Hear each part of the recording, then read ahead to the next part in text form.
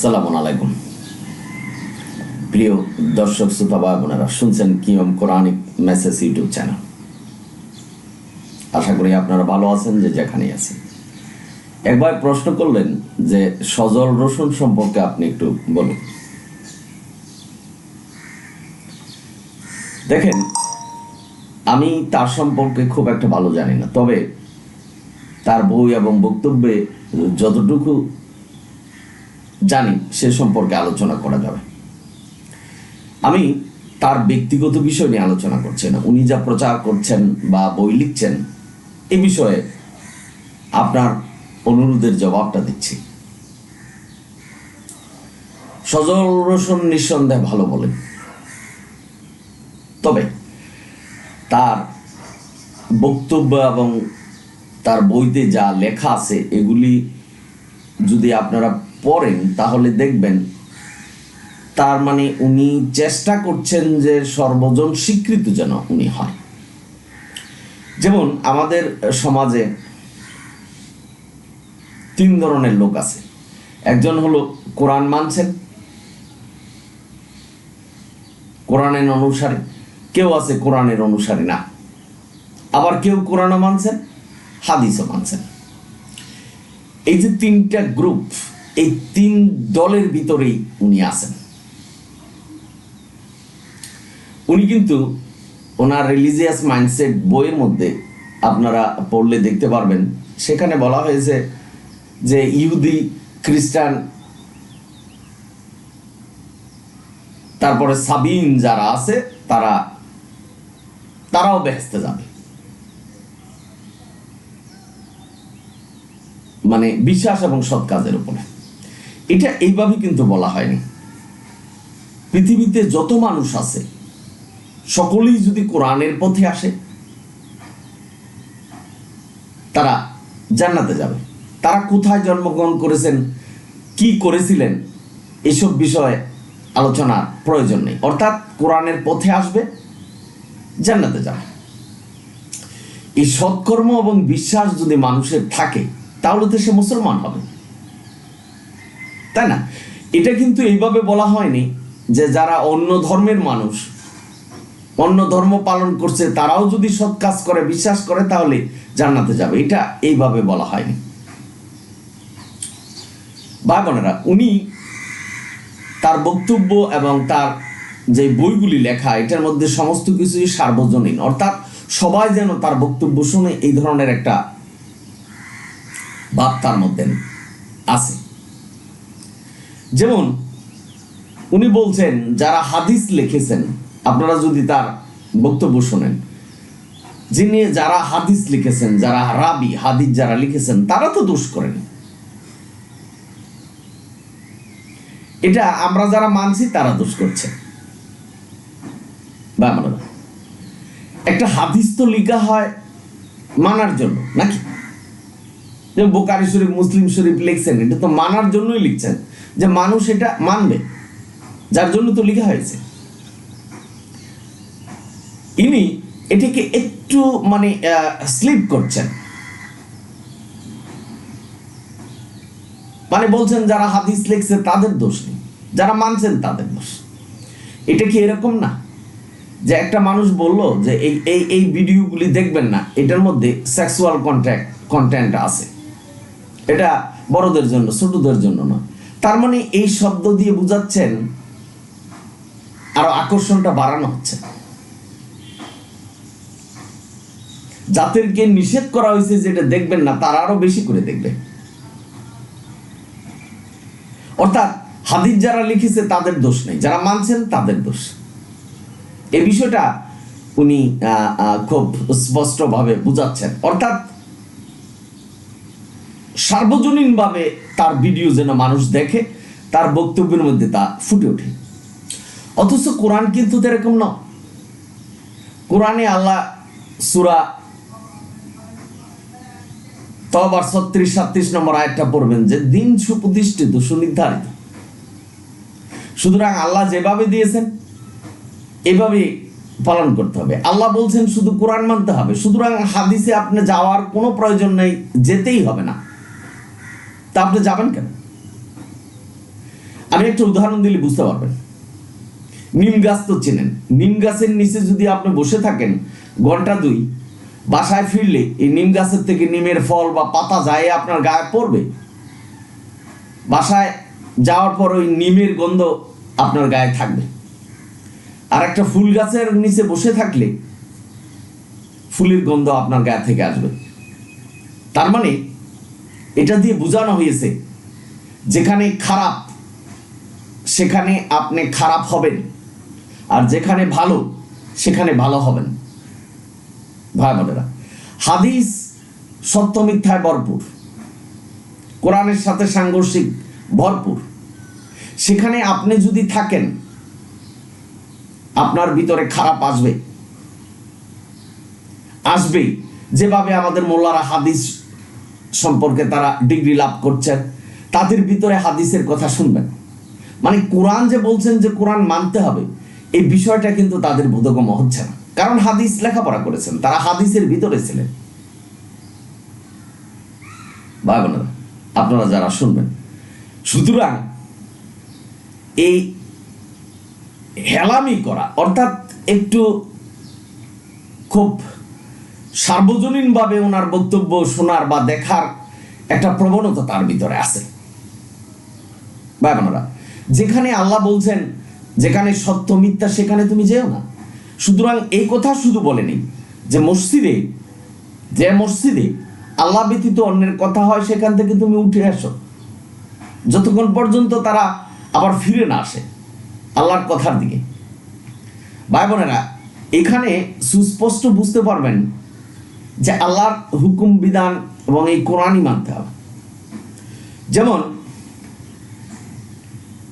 ইনি অনেক সময় বলে থাকেন যে আমরা যেভাবে আল্লাহকে ডাকছি আল্লাহ তো শুনবেন। আল্লাহ বলছেন যে অধিকাংশ মানুষ এবং জিনকে আল্লাহ জাহান্নামের জন্য সৃষ্টি করেছেন। উনি বলছেন যে আপনারা যারা নিয়মিত ওনার ভিডিও শুনবেন যে অধিকাংশ মানুষ জান্নাতে যাবে। আল্লাহ তো সকলের জন্য জাহান্নাম সৃষ্টি করেনি, অথচ আল্লাহ কার জন্য জাহান্নাম এবং কার জন্য জান্নাত রেখেছেন এটা আল্লাহ নির্ধারণ করেছেন। উনি একটু হেলামি করেছেন। যেমন কোরআনে তো নামাজের কাঠামো নেই, উনি বলছেন, অথচ কোরআনকে আল্লাহ পূর্ণাঙ্গ করেছেন। কোরআন দিয়ে আমাদের ধর্মকে পূর্ণাঙ্গ করেছেন। সুতরাং কোরআনের বাইরে যেতে হবে এই ধরনের নির্দেশনা তো আল্লাহ দেয়নি। ওনার কথা হলো যে যেভাবে পারে আল্লাহর হুকুম পালন করবে, এইভাবেই আল্লাহ কবুল করবেন। এরকম একটা সহজ পদ্ধতি বেছে নিয়েছেন যাতে সার্বজনীনভাবে ওনার বক্তব্যগুলি মানুষ শোনে। কিন্তু কোরআন তো তা বলেনি। কোরআন বলছেন কোরআনের কথাই মানতে হবে, কোরআন যেভাবে নির্দেশনা দিয়েছেন সেভাবেই মানতে হবে। কোরআনে আল্লাহ 2 রাকাত নামাজ পড়তে বলছেন প্রতি ওয়াক্তে, সে কিন্তু এই কথা বলেনি। সে বলছে যে এরকম ভাবে নামাজ পড়ছে আল্লাহ কবুল করে নেবেন। তাহলে সূরা তওবার 36 নম্বর আয়াতে দিন যে আল্লাহ সুপ্রতিষ্ঠিত করেছেন এই আয়াতের ভায়োলেশন হচ্ছে না? আল্লাহ বলছেন যেভাবে আমি হুকুম বিধান দিয়েছি সেটাই পালন করতে হবে। ভাই বোনেরা, আপনারা যারা শুনছেন, এটা এরকম নয় যে একজন একটা হুকুম বিধান দিয়েছেন এটা আমি বাড়িয়ে কমিয়ে করলাম, তা না। দিন সুপ্রতিষ্ঠিত, সুতরাং আল্লাহ যেভাবে বলছেন সেভাবে আমাদের পালন করতে হবে। তার মানে ওনার বক্তব্য হলো যারা হাদিস লিখেছেন, এই যে বুখারী শরীফ, মুসলিম শরীফ, এগুলি যারা লিখেছেন তারা দোষ করেনি, যারা মানছেন তারা দোষ করছেন। বা বোনেরা, আমি গঠনমূলক আলোচনা করলাম তার বই এবং তার বক্তব্য থেকে। সুতরাং ইসলাম প্রচার প্রসারে কোনো হেলামি করা যাবে না। আল্লাহ যেটা বলছেন সেটাই বলতে হবে। আল্লাহ বলছেন যাকে জাহান্নামে যাবে সে জাহান্নামে যাবে, যাকে বলছেন সে জান্নাতে যাবে, মানে যে নির্দেশনা কোরআনে দিয়েছে সে জান্নাতে যাবে, এইভাবেই আমাদের বলতে হবে আল্লাহ যেভাবে বলছেন। ভাই বোনেরা, আল্লাহ নবীকে বলছেন তোমার জীবন তুমি কেটে ফেলবে যদি কোরআনের বাইরে চলে যাও। এই কথাটা নবীকে প্রক্ষান্তরে আমাদের সকলকেই বলছেন। সুতরাং কোরআনের বাইরে যাওয়ার কোনো রাস্তা নেই। যেখানে আল্লাহ বলছেন যে কোরআনের বাইরে যাওয়ার কোনো রাস্তা নেই, সেখানে আপনি হাদিস গড়ে আনবেন কেন? আমি বুঝাতে চেয়েছি আপনি হাদিসে যাবেন কেন? ওখানে গেলে তো সত্য মিথ্যার সাথে আপনি মিশ্রিত হবেন, যেটা সূরা বাকারার 42 নম্বর আয়াতে নিষেধ করেছেন। অর্থাৎ আমি বুঝাতে চেয়েছি যে সজল রোশন যে বক্তব্য রাখছেন, তার বক্তব্যের মধ্যে সকলেই যেন তার কথাগুলি শুনে।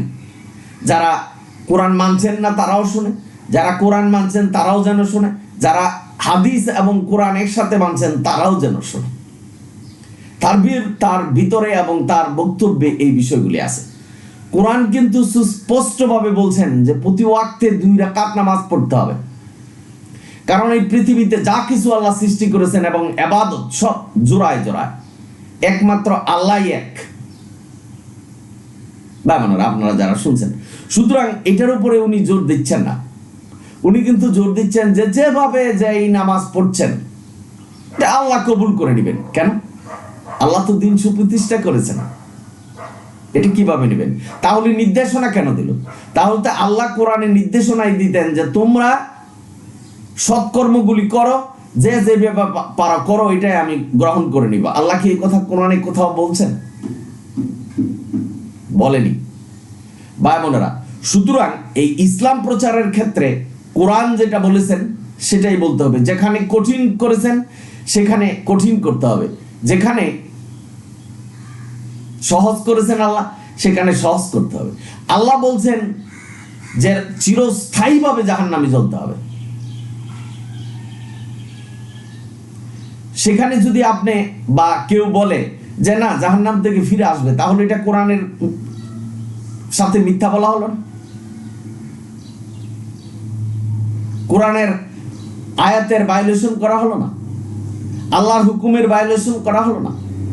আল্লাহ বলছেন চিরস্থায়ীভাবে থাকবেন। সুতরাং এই সজল রোশন বলছেন নিঃসন্দেহে সে ভালো কথা বলে, কিন্তু ভালো কথার মধ্যে যদি মন্দ ঢুকে যায় বা এটার মধ্যে যদি একটু সার্বজনীনভাবে তার বক্তব্য যেন সবাই শুনে, সেই মনোবৃত্তি যদি তার থাকে, তাহলে সঠিক কোরআন প্রচার করা হবে না। কোরআনের কঠিন কথাগুলি বলতে হবে, কোরআনের সহজ কথাগুলি বলতে হবে। অর্থাৎ কোরআন যা বলছেন, যেভাবে বলছেন সেভাবেই বলতে হবে। এখানে হেলিয়ে দেওয়া বা স্লিপ করা চলবে না।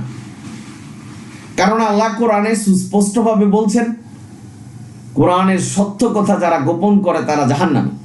সুতরাং সত্য কথা গোপন করা যাবে না। এই সজল রোশন যে 2 রাকাত নামাজ পড়তে হবে প্রতি ওয়াক্তে, এই কথাগুলি কিন্তু সে বলে না। এটা বলছে যে যেভাবে পারে, নামাজের তো কোনো কাঠামো নাই, এই কথা বলছেন। অথচ কোরআনে নামাজের কাঠামো আছে।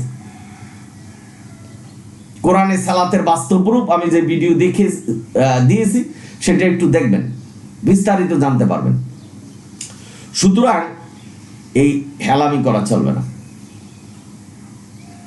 যারা হাদিস লিখেছে তারা মানার জন্যই লিখেছে। সুতরাং কোরআনের সাথে সাংঘর্ষিক যে হাদিসগুলি, এগুলি আপনি মানবেন কিভাবে? অর্থাৎ তার বক্তব্য হলো যে যেভাবেই আল্লাহকে ডাকছি এটা আল্লাহ শুনবেন। অর্থাৎ যেভাবেই নামাজ পড়ছেন এগুলি আল্লাহ কবুল করে নেবেন।